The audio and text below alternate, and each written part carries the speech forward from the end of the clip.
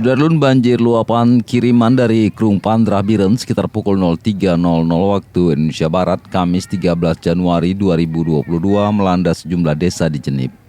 Selain itu, satu unit bot nelayan KM Arsya hancur dihantam banjir luapan sekitar pukul 11.00 waktu Indonesia Barat saat sedang pulang dari melaut. Seluruh awak bot yang berjumlah 15 orang selamat setelah dibantu warga dan sebagian berenang ke tepi pantai kawasan Desa Lancang Jenip yang berjarak 100 meter dengan mulut Kuala Jenip.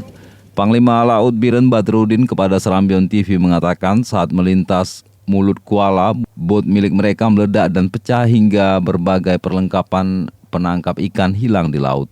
Sementara itu sejumlah desa yang mengalami banjir luapan yaitu Desa Cot Gelumpang Baru, Cot Gelumpang Tunong, Janggut Sengko, Blang Mei Barat, dan akibatnya warga terpaksa mengungsi.